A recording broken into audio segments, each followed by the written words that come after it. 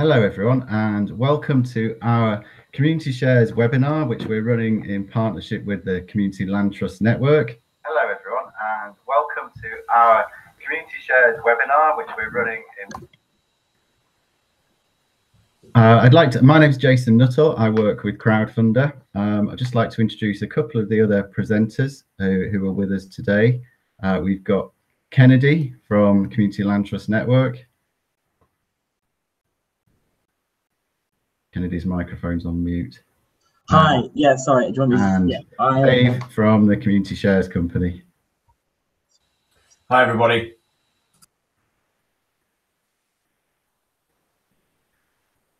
Okay, so what we're going to cover today is a number of things. We will be looking at telling you a bit about Community Share, the Community Share Company, who Dave works for, and Crowdfunder. We'll talk quickly about a specific project that we worked with recently. That's Nudge Community Builders. We'll talk you through how community shares work and how you run one on Crowdfunder, and also talk about some of the extra support that we've got available for anybody running a community share issue through Crowdfunder. For those of you who don't know who we are, Crowdfunder, we're the UK's #1 crowdfunding platform. We've been around for about 5 years now, since 2013. We've helped projects to raise over £55 million now, and about 12 million of that is through community share issues. We get around 150 to 200 people a day who come to us with a great idea for something that they want to fund and start the process of crowdfunding with us. We work across different forms of crowdfunding, straight donations, where maybe you're running a marathon for a cancer charity and you just want a place to gather your donations in. We can do that. Our focus really is around rewards-based crowdfunding. That's where we get people to think about what you can give back to the people supporting you, how you can create longer-term relationships. And we also work in the community share space. Again, when you're doing a community share issue, you're giving back to people. They get an investment in whatever you're doing, and they might even get a reward as well. And we can talk about that later. What we don't do is cover lending or equity. We work with partners like Crowdcube who do that. So I'm going to hand over to Dave. He's going to tell you a bit more about Community Shares Company and also about community share issues. Thanks, Jason. So the Community Shares Company was created in 2015, and since then we've worked on around, I'd say, about 45 share issues, which have collectively raised around £9.5 million. So that's quite a significant share in the wider market. Around Just stop me. I think Jason, might need to turn your microphone off, perhaps. I can hear feedback.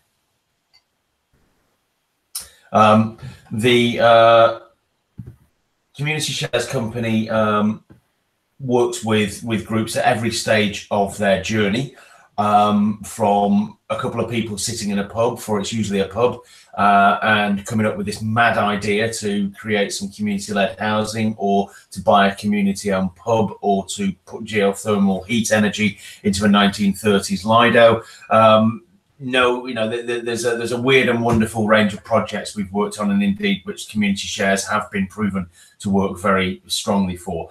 So what are community shares? This is a sort of whistle-stop tour. We've got an hour and we've got quite a lot to get through. So I'll try and keep it as simple as I can, but I'm going to have to sort of maybe whip through some things and leave them maybe with you scratching your heads to some extent, but we can hopefully cover off any questions in the discussion after we've got through the slides. And if there's anything you really wanted to pick up, then you can contact me afterwards. So community shares are like normal shares in many respects. The critical way is that they give ownership rights and legal responsibility. So if you own community shares, you are owning the enterprise. Just as if you buy shares in a normal company, you become an owner of that company. those shares entitle you to a financial return, and you can get the value of the initial investment returned to you on the basis of the performance of the business. But unlike normal shares, they can't be sold. So once you buy community shares, the only way you can get that money back, that initial investment back, is by the business itself essentially buying them back from you. It's called withdrawing the shares. That's really powerful for community and socially led projects, where it's really important to make sure that the only people who can ever get to make decisions about the project or the enterprise are people who share those values. Whereas with normal shares, you could end up being owned by whoever your initial shareholders sold their shares to, which doesn't give you very much control over who eventually becomes an owner of your enterprise. The financial returns are capped by the Financial Conduct Authority. So the legal term is the returns must be no more than that required to secure the investment. It's not a hard and fast rule, but it generally means it should be commensurate with the risk of the project and what the alternative costs of finance might be. Given that the alternative cost of finance is essentially debt, which could be around 7 or 8%, you've got quite a lot of latitude to set an interest rate which is going to be good for the investors but significantly cheaper for you as an organization than the cost of debt. That assumes, of course, that you can actually access debt, which in many cases you can't until you've got some other equity to demonstrate that you've got some of your own finance in the mix. And critically, unlike normal shares, community shares are capped at 1 member, 1 vote, not £1, 1 vote. So no matter how much you invest in a community share project, you have as much say as anybody else. And, you know, that's a deliberate rule, because ultimately every shareholder is investing what is the maximum they feel able to invest. And if the circumstances of your life have led to you luckily being much richer than somebody else, it doesn't matter that your richness enables you to invest more. You're investing proportionately as much as you want and are able to in support of your support for the organization. And in your support for the organization, you're equal. It's just your circumstances which enable you to put more in if you're richer, but that shouldn't make you a more passionate supporter of the organization and therefore more influential within it. Like debt, so if you could just go back one, Jason, just to finish that slide off, the financial return for community shares is factored in as an interest rate, which is very similar to debt. So you will be paid a level of interest on top of your share capital. So we'll come on to that on the next couple of slides. And like debt, the capital is returned to you. But unlike normal debt, the returns are capped. So you can't have what would be considered usurious rates of interest, and the returns are the repayment is contingent. So you could, if you so wished, make it so that your returns to your investors are dependent upon the financial performance of the business. So you could say, if we have a good year, we can pay interest to our investors, but if we don't have a great year, then I'm sorry, we're not going to be able to do that. Or you could say, regardless of how well we do, we're going to make sure we pay you interest on your share capital.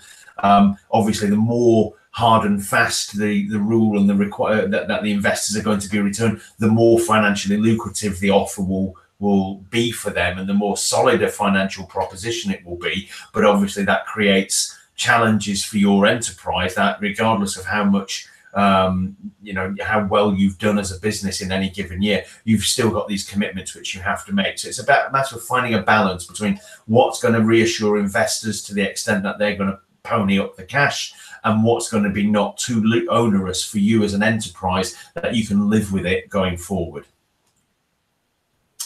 So if we can have the next slide, Jason, please.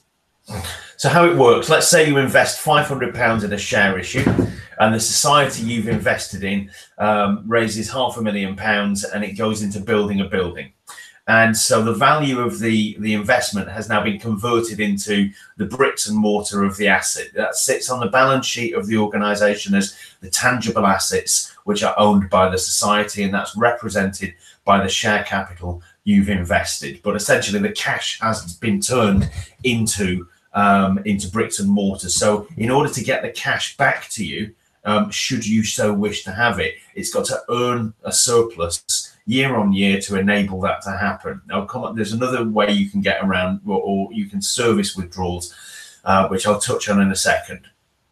So in any given year, in one given year, it makes a surplus of £50,000 and it decides to pay interest at 3%. So that's £15,000 has to be provided to the investors as a thank you for letting us use your money. And that's paid before tax. And so it's now got total share. In this particular example, it's not giving the investors the interest as a cash payment or a payment in kind, but just adding it to the value of the shares on the balance sheet. So the balance sheet now shows capital of £515,000. And your individual investment, because it's gone up by 3%, is now worth £515, not £503, because maths is something which I'm variably good at, and wasn't when I did this slide. So that of that £50,000, the society spent 15 of it, and it's moved it onto the balance sheet to represent the share capital. So now it's got an asset worth £500,000 and £15,000 in cash, and that's its total tangible assets. It's still got £35,000 left to enable share withdrawals, so it could support around 6 to 7% of that capital on a first come first served basis. So what you would do is say, brilliant news, everybody. We've had a fantastic year. We're now able to allow 6 or 7% of the share capital invested to be given back to you. So who wants it? Form an orderly queue and we'll deal with it on a first come first served basis. You could choose to deal with it on a slightly different basis. You could give preferential withdrawal rights to certain people who might have made more significant commitments to the enterprise, or might be getting less interest as a result of being able to be first in the queue to withdraw. The other way to support withdrawals, just as a side note to this, is that new investment is able to pay for the money for people to withdraw. So you essentially use money coming in from new investors to enable old investors to exit the business at a later stage. And essentially it's like a very popular nightclub, one in, one out. So that's kind of the other way to do it, which the beauty of that method of an open share offer is that it essentially liberates you from having to raise enough spare cash to pay both interest and to pay for the withdrawals. If you're paying for the withdrawals essentially through new money, which new investors are putting into the business, you just have to take care of the interest rate, which is less onerous for you and essentially takes care of the liquidity. So how do I know I'm going to get the money back? Because there'll always be a steady stream of people looking to come in and become owners of this enterprise and invest alongside me. And why would they do that? Well, they support the aims of the organization, but crucially, you're paying a great rate of interest, which is much better than they'll get at the building society. And that liquidity is by solving it through using the interest rate quite aggressively, liberates you as a business from having to raise essentially the principal and pay it back to those individuals. So can I have the next slide, Jason, please? Why they're very good in this circumstance, there's no speculation or capital gain. So I can't buy into your community land trust and think to myself, one day this will be worth loads and loads of money. And so that's why I'm investing, because you can't cash out on that basis. It's completely foreclosed to you. So you get the right kind of investment from the right kind of people who want to invest on a patient basis rather than people who want to invest on a speculative, this is going to make me a fortune kind of way. Because it's one member, one vote, there's a democratic basis to the investment, which isn't the case with normal shares. And I think that kind of democratic value accords very well with the structure of community land trusts and other interventions in the social space where equality is a very important value. This is a critical one. It's exempt from regulation under the Financial Services and Markets Act 2000. And therefore it's an affordable route for you to raise share capital. You can raise share capital in normal companies limited by shares. But if you're trying to raise over £100,000, it becomes a regulated activity. And that means you should legally get a regulated person to sign off on all the promotional materials, the prospectus, any campaign materials, in order to justify that it's because you're now undertaking what's called a public offering of securities, and that essentially adds quite a lot of cost to your share issue if you're doing it that route, or you end up doing it essentially illegally, which is, depending on your risk appetite to do things illegally, that might not be your bag. And this last point I'm making here, I've already talked about the interest, but more invested per person than normal crowdfunding. So if we just move on to the next slide, Jason, just to give people an example and further on one, sorry.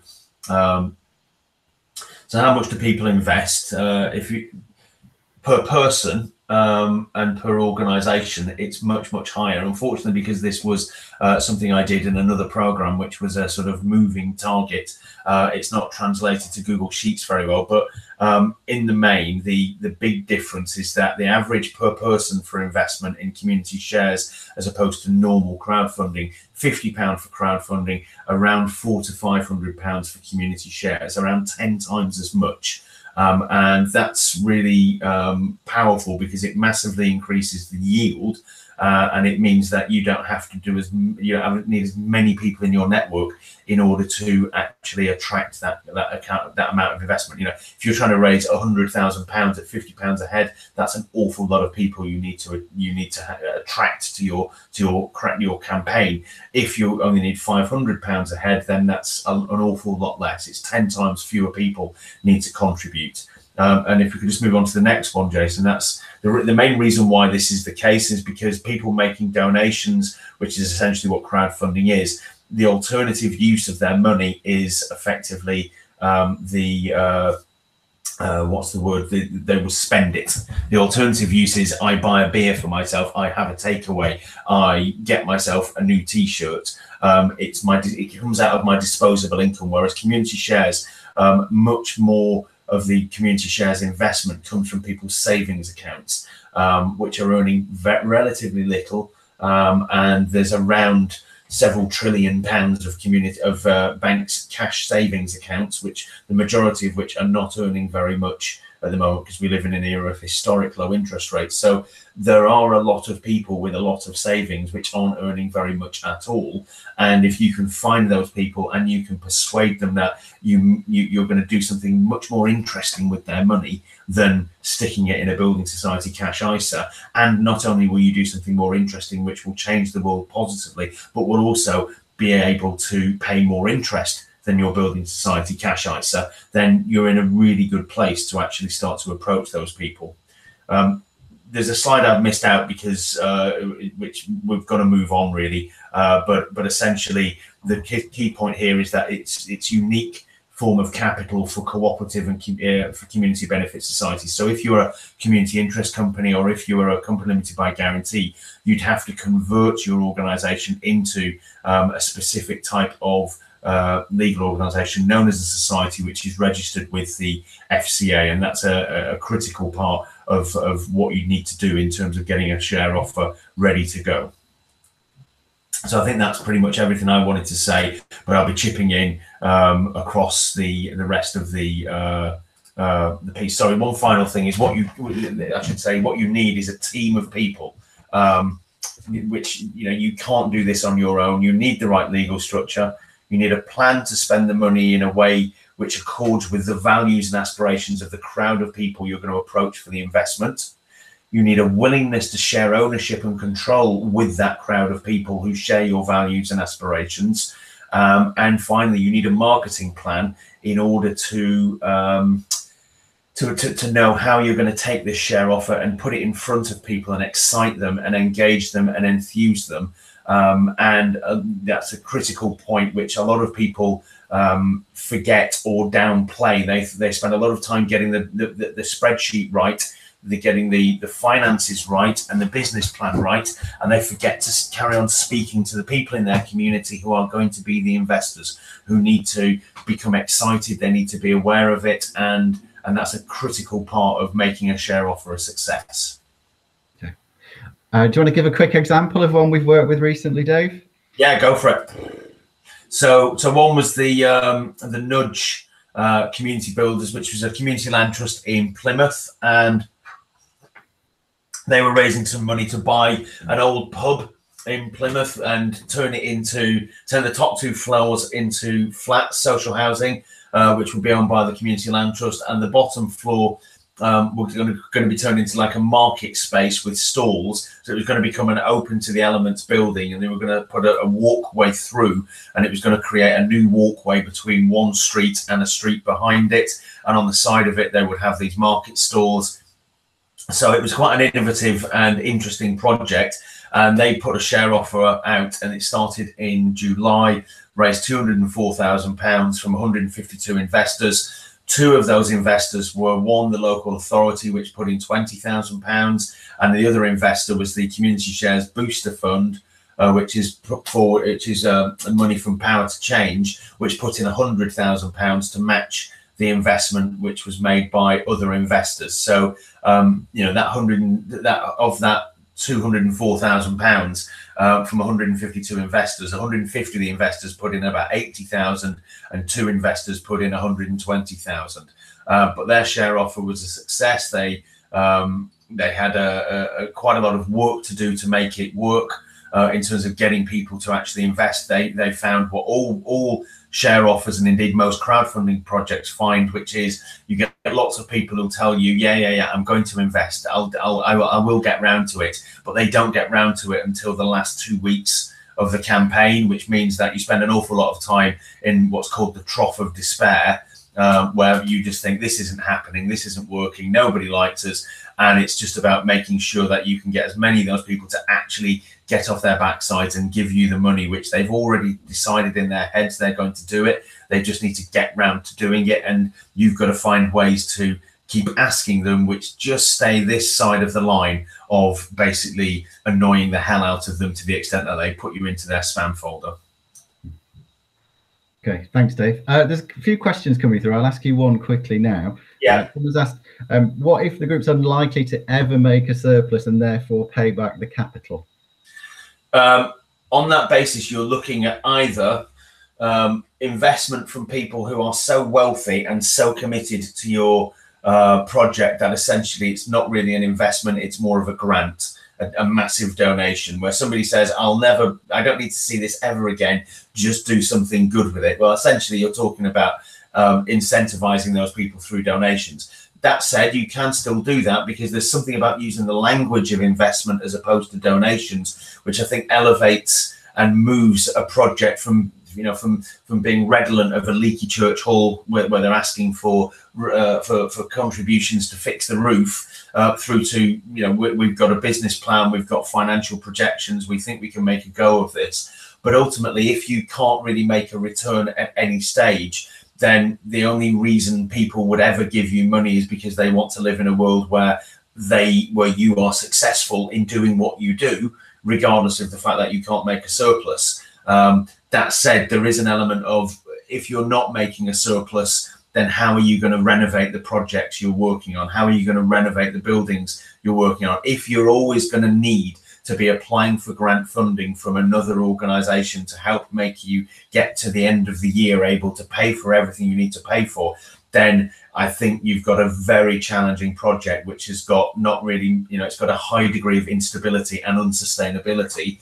And that needs to be sort of factored into the publicity your share offer document makes, and say to people, look, there's, never see this again. And we're so tightly strung in terms of our revenues that we may never be able to get to a position where we're truly sustainable. But I think on that basis, if you're engaged in that project, which is going to require almost a painting the fourth bridge kind of approach to constantly grant funding, you need to ask yourselves, do you have the energy and the capacity to stay committed for the length of time, which is to say forever, to keep doing that? It might be better to think about how you can structure the project in such a way as to deliver some revenues which enable it to be sustainable, which means that you can step away at a certain point, because to some extent it starts to run itself a little bit more easily.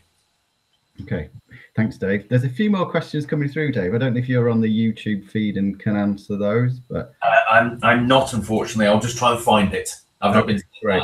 You can get it.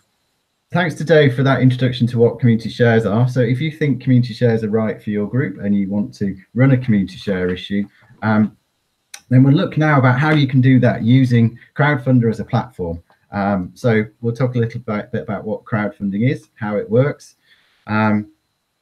So when you crowdfund a project, whether it's a community share issue or whether you're just looking to raise money to renovate a part of your building or to run a particular project, the process you go through is firstly to plan your project, to create that project on Crowdfunder. You need to think about things like setting targets and how long it's going to take you to raise that money. You then go out and you spread the word to your friends, contacts, others in your community, and tell everybody about the project and what you're trying to do. And this part's really crucial. It starts with your immediate network, the people close to you, and we'll talk a little bit more about that later. And then people pledge. If they like your idea, people pledge money towards your project to make it happen. So in the case of community share issue, people pledge money to buy, that they will buy shares in the organization. And why crowdfund? Well, often we find people, more and more people tell us that crowdfunding was great. They got the money, but actually the best thing about it was something else. That might be that, you know, they built a really strong network. They got more volunteers coming to work with them. It might be that they got found other people who become really strong advocates for what they're looking to do. It also is a way of people checking their idea with the community, engaging the community in what they're doing and getting feedback. And often it's a route to help secure extra funding down the line as well. That might be additional investment from a bank or whoever. But the process of crowdfunding and doing that publicly is one that can help with securing investment down the line. As I mentioned, at Crowdfunder, we've been working in the community shares space for a few years now. We've helped around 50 organisations run successful community share issues, raising over £12 million and 20,000 people who have invested money in community share issues. The average investment through Crowdfunder is currently around £600, and that's quite a lot more than a community, a usual crowdfunding project. As Dave said, the average pledge to a crowdfunding project through Crowdfunder is about £50. So when it comes to community shares, people are committing much higher amounts to the organisations. So where do you start when you're running a community share issue? Well, the crucial thing you're going to need to do is some network mapping, to think about the possibility of how much can you raise from your crowd, how many people are likely to give. And this is a great way to start. This is a network map. This is a model that we use with our projects, and you start with your idea and who potential supporters might be for your idea, and start mapping it out. So, you know, through your network as to how you're going to access those different people. So whether they're local people, the local press, different partners you work with, how you're going to access all those different groups of people who might hopefully be the individuals who are going to invest in your share issue. So you can take one of these branches, such as the Facebook branch, and on your Facebook page, you might have, say, 500 followers of your Facebook page. You're going to need to broaden that out. So, you know, on your Facebook page, of those 500, not all of them are likely to invest in your share issue. Let's say you think 10% of those people that follow you on Facebook might invest. That's 50 investors. That's a good start, but you're probably going to need more than that. So how through Facebook can you then grow that network? Well, you can think about the other networks which you're a part of and which you might be able to access.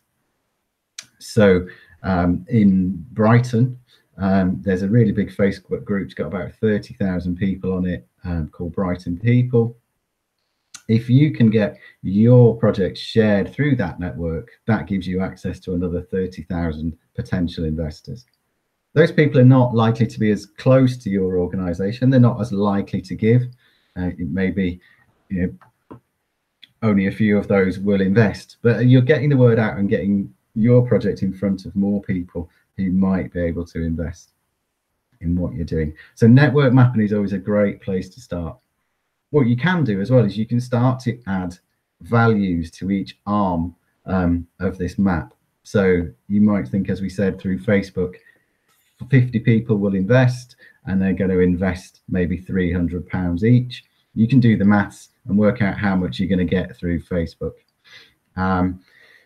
You can then think about your partners. Who do you work with? Which organisations supply your services or use your facility, and might be interested in becoming an investor in your organisation as well. So maybe you've got 20 of those and 5 of those might invest. They might invest a little bit more, say £1,000 each. So in each of those arms, you can start to map out where the money is going to come from for your share issue. You can also use it to task particular people. So who's the person in the organisation who runs your Facebook feed?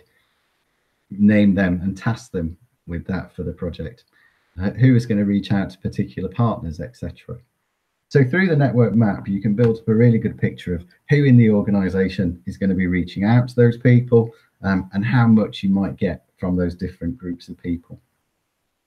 So network mapping is a great way to really start to get a feel for who you're going to be reaching out to, how you're going to do that, and how much money that might raise. Dave, just to break up a bit, we've got a few more questions coming through. Oh, you're answering those on the page. That's great. Thanks. Okay, so what we'll look at now, and we'll talk about some of the other aspects as we go through, is the process of actually setting up a crowdfunding campaign on a community share campaign on Crowdfunder. And that process is relatively straightforward. I usually say to people who ask, how hard is it to actually set up a crowdfunding campaign? Well, if you can post a picture or a video on Facebook, you've got the technical skills that you need to actually create your crowdfunding campaign. There are other bits that you might need some help with. As we go through, we'll talk about those a little bit. So there's some basics. Obviously, we're going to want to find out a little bit more about you, who you are, your organisation, etc. And we like to ask you what your previous experience of crowdfunding is as well. You'll find as you go through setting up a project on Crowdfunder, we've got learning resources at every step of the way, a short video, and then there'll be links to other examples, and other tips and guides that you can use as you work through the different parts. We've got 7 different parts of setting up a campaign that you work through, about you being the first one. We then ask you some very basic details about your project and things like your social media details, etc. We also at this stage ask you some questions which help us match you to any additional funding that we've got available through the platform. So currently Crowdfunder has over £4 million of funding from our funding partners, and that those partners range from corporates such as Santander to about 20 different local authorities that we're working with across the country, from Cornwall up to Stirling in Scotland. About 30 different match funds that are available at the moment. We've also got some specific funds at the end, which we'll talk about, that can support you with setting up your community share issue as well. So answering these questions, there's some basic questions about what outcomes you're going to achieve and who your beneficiaries are. They can help us to match you to those funds, and we'll then encourage you to apply for the ones which are suitable for you. The next step is really the meaty bit of setting up the crowdfunding campaign, and this is where you can add images, but also a video. Videos aren't necessary, but they are very useful, and we do tend to find that projects that have a video with their crowdfunding campaign are more successful as well. And this is where you can add your project description and tell everybody about what you're doing. So you get a page that you can fill with images. You can, much as in Word, you can use different fonts, break up the page as well to make it look interesting, rather than just a static page. So in terms of the crucial bits on this page, you're going to be asked for a project description. And we give you some pointers to help you complete this bit of work. You know, what you want to be doing is telling people what it is you want to achieve. What difference is your project going to make to the local community and to the lives of local people? Tell people who you are and what you do. Trust is really important in crowdfunding. Certainly in the early days, the people who are giving to your campaign will be people that you know, people that you've asked to give money, to invest in your share issue. You need to demonstrate through the page that you're trustworthy, and tell people clearly what you do as an organisation. Lastly, it's really important that you tell people how their money is going to be used, particularly for a community share issue. People are going to want to know where that significant amount of money that they're investing is going to go, and how that money will be used. When you run a community share issue, as Dave said earlier, you obviously there are some requirements. You need an offer document, and within that a business plan as well. So people will have the detail if they want it. Whether everybody looks at the detail, probably not. So actually you want to get that across quite concisely on your page. The other things that really helps is, as we said, having a great video. Now these don't need to be blockbusters or professionally produced, although that helps. And certainly if you're looking to raise a significant amount of money, this is probably something you want to invest time in, and get someone who knows what they're doing. But keep it short. 2-minute videos work very well. What also works well is getting people in front of the camera. So people give to people. It's important to remember that. One of the first rules of any fundraising is that people give to people. So if you can get the beneficiaries that you're supporting in front of the camera, talking about their experience and the difference it will make. Also, as we said earlier, trust in the people delivering the project is really important. So get them in front of the camera as well. It really helps if people can see how passionate and committed the people behind the project are. So as we said, it really helps to make sure that you prepare for this bit of work, and get a plan together, get a script together, and get the people involved, learning their lines, and be prepared for the filming on the day. The next stage of the process is thinking about your targets and the minimum that you need to raise. With crowdfunder, usually when we run crowdfunding campaigns, you can set an initial minimum target that you need to raise, but then have a stretch target as well. Often we see this with community share issues, that the organisation need a minimum amount that they might need to raise. Let's say they're buying a pub, they can get a loan for 200,000, but they need to raise 200,000 from the crowd to make it viable. That's great. The minimum target there is 200,000 from the crowd. However, any additional money over the £200,000 would go towards reducing the £200,000 debt that they're going to take on. So they could set an initial target of £200,000, but have a stretch target of 400,000. You know, what if it really captures people's imagination? They go out, they manage to raise all the money without taking on any debt whatsoever. The debt's likely to cost them more than the returns they'd be paying on the share issue.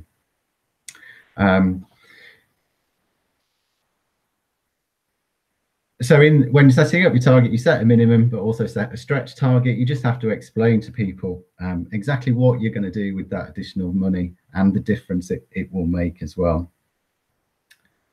The next thing to think about are levels of investment and rewards that you could give people. So as I said, through Crowdfunder, we are a rewards-based platform. We get to think about what you can give back to people. In the case of a community share issue, often when running a community share issue, people will be looking to take over a premises that will then be used, whether that's going to be a pub, a swimming pool, peers, etc., that we've worked with. So what's great then is if you can offer things back related to what you do to those people who have now invested. And they could be products or services, they might be experiences. So a great one to do is give everybody who invests the opportunity to come to an investor's launch event or a special celebration event. Again, it gives you another opportunity to engage with those individuals, to have another touch point with those people, and perhaps look at other ways that you might want to get those people involved as well. It's also important to think about rewards you might offer to companies, local organizations, businesses who might be looking to invest as well. So look at different levels of rewards. So for a corporate, you might be able to offer a team building day or that they pay for, or advertising space, whatever that might be. At a minimum though, every reward, every share offer should thank people for their investment, and that's really crucial. Again, you can go back to people, offer thanks, and it's another way of also saying, thanks, we're doing great, we're still 10,000 away from our target, can you share, as well as pledging, can you share it with your networks? Dave, have you got any particular examples of good rewards which you've seen people running share issues offer? Yeah, so and the first thing to say is that the reward structure really helps get groups over one of the biggest issues, which always sort of takes up an enormous amount of time, which is what's the minimum share offer investment we're going to allow people to make and become a member and an owner of our organization. And there's always a sort of an oscillating seesaw between people go, well, we need £500,000 and we've got about 1,000 people to pick from, so we're going to need it to be about £500 a person. And then people go, yeah, but what about all those people for whom £500 is going to be far too much money? That's going to be a challenge. How can we square this circle? And rewards are a good way to help you move the sort of entry level to a smaller amount and therefore a more affordable amount, while still providing a structure which enables people to invest more if they're so able to. So everybody can buy the minimum, but you can invest more. And a good example of this, which is still, I think, on the Crowdfunder page, is Jubilee Pool in Penzance, who needed to raise about £500,000 to connect a geothermal well to their 1930s historic Grade 2 listed Lido.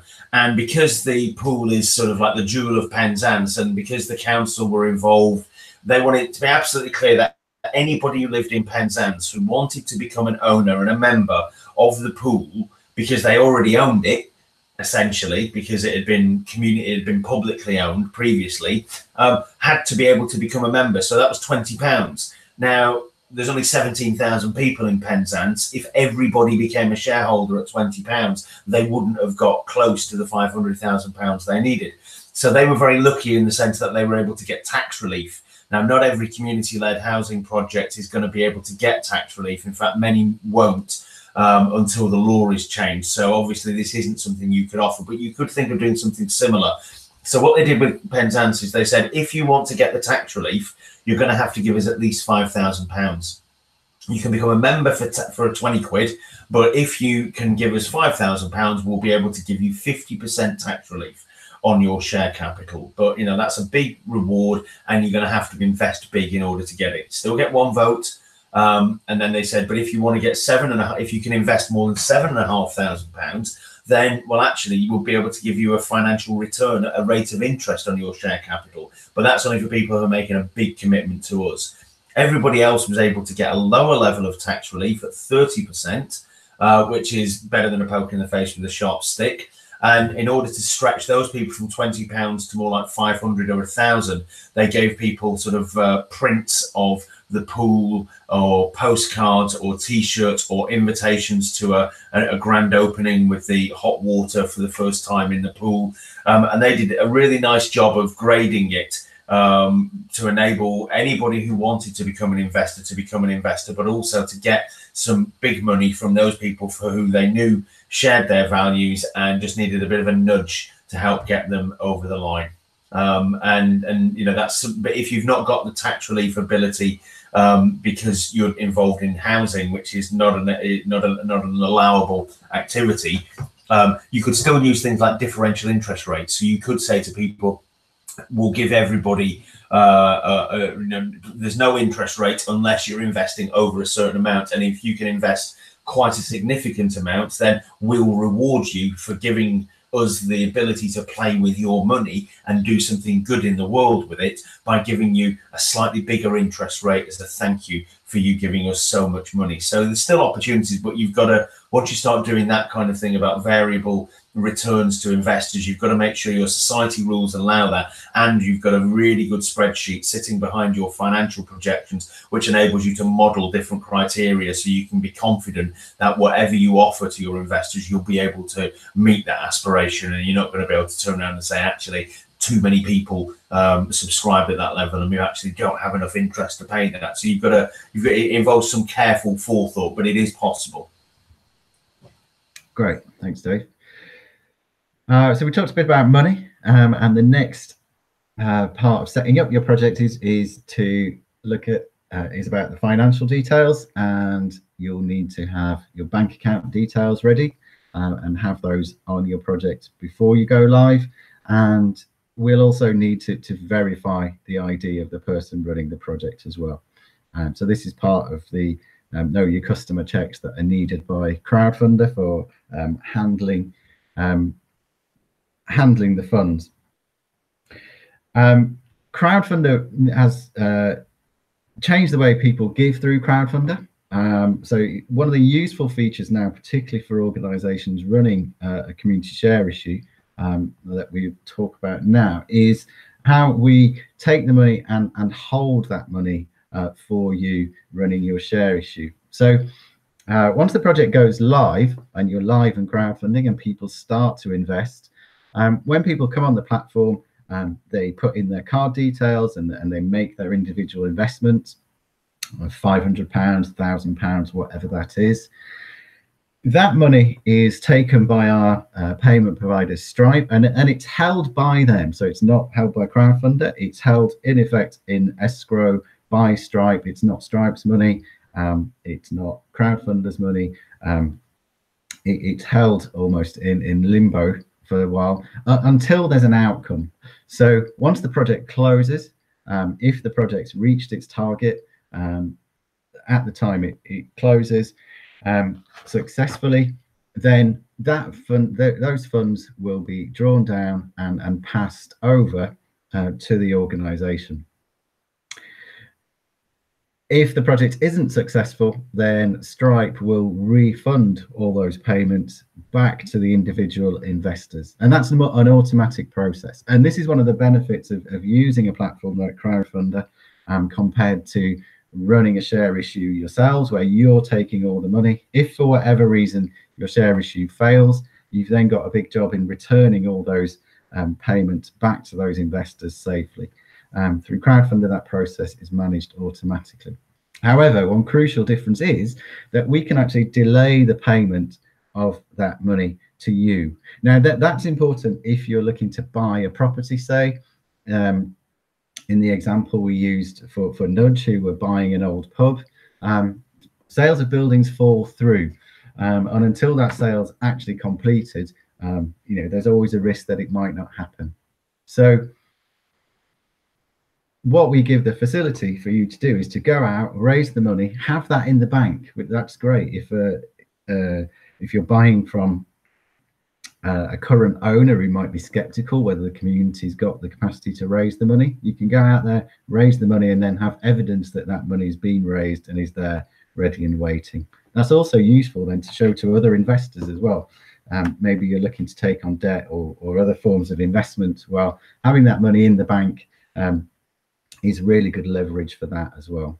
So we can hold that money until, let's say, the purchase of the pub is agreed and the completion date agreed, and then pay out at the required schedule to you to hold the money. So the reason we take money from individual investors up front now is that if there's a delay like that, it could be, say, 3 or 4 months from when the share issue happens, is run on the platform to when the purchase of the building actually takes place.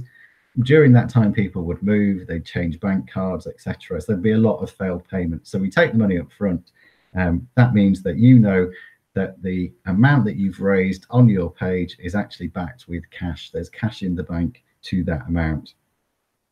So that's a really useful facility. The last thing to think about then is your schedule, and you're asked to put in dates when you want to go live. So when do you want to start raising the money? And then how long you want to run that campaign for. Usually for a crowdfunding campaign, we would advise people to run their crowdfunding campaign for a month. I think often that is longer for a share issue. Dave, do you know how long does a share issue normally run for? You're on mute. It varies. I mean, there's been some share issues where they've done it in a month, and there's others where they'll take 3 months. In my experience, the shorter you run it, the more chance you've got momentum, because as I mentioned about this trough of despair, you get a lot of investment at the start as people who you're really keen supporters who you've been priming to invest get on board, and then you're kind of into the deeper waters of where are we going to find all of our new investors, and it's a bit more tricky then, and things can tail off, and then they pick up again when you finally get towards the end of the share issue. So the more you can constrain that time period, the more you can build momentum more quickly, and people don't go to the share offer and they go, oh, I came and visited last week and it's only moved up another £1,000. This is clearly not going to happen, so I don't need to invest. Hooray, well done me. So you can manipulate kind of or close off that escape route or defection route for people who you know should invest by making it clear that you've got momentum. The downside of making it too small is that you have to work at it. You've got a lot of work to do because you've got 4 weeks and this is your only chance. So if there's lots of different communities of interest you need to speak to, and it's going to take time to go meet all of them, then maybe you should think about having it a little bit longer. But I would only have it longer insofar as you're going to use that time to do things you can't do in a shorter time period, because it's about warming people up. But ideally, you should do a lot of the warming up before you even start the share issue. So when the share issue starts, you're converting people who've already in their heads become your investors. They've just been waiting for the opportunity to do it. Because if you're actually explaining what the share offer is all about during the share offer itself, then that says to me that you've not done enough engagement work beforehand. You know, the share offer itself is a time to convert people who've already been persuaded into closing the deal, as it were, rather than starting the conversation about whether there's a deal to be done. Great, thanks, Dave. Okay. We often get asked about the fees that the platform charges. So Crowdfunder charges 5% fee for the support that we give you, things like the facility to hold the funds, our coaching support as well. We've got a team of coaches. If you're running a community share issue, you'll get a lot of one-to-one support in helping you setting up that project, advice on your video, your project description, etc. We also like to help with the marketing plans, and we'll be happy to review those as well, as those are really crucial in running any community share issue.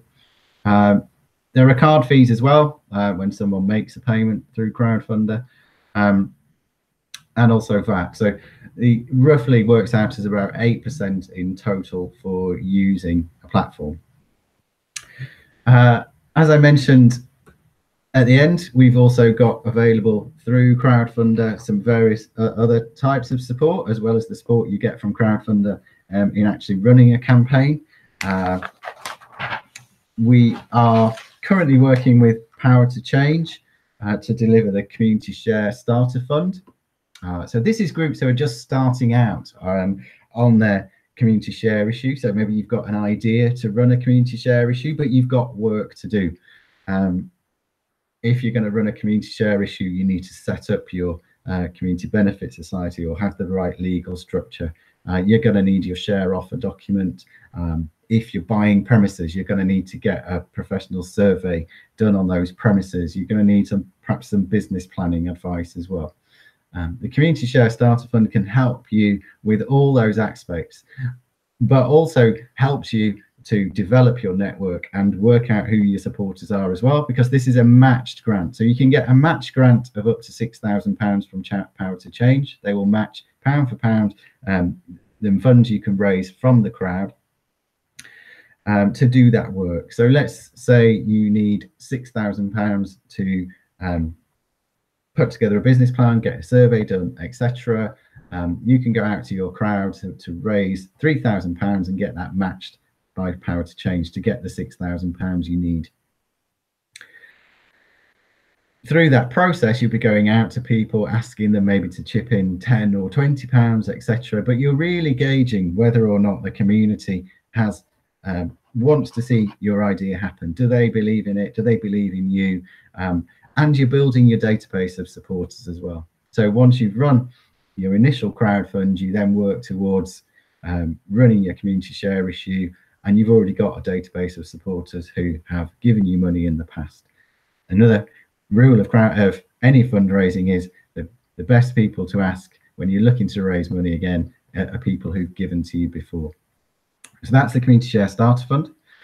We are also a access point for the Reach Fund, which has grants of up to £15,000 available for organisations running a share issue. Dave, do you want to just mention the difference in those and which is appropriate when?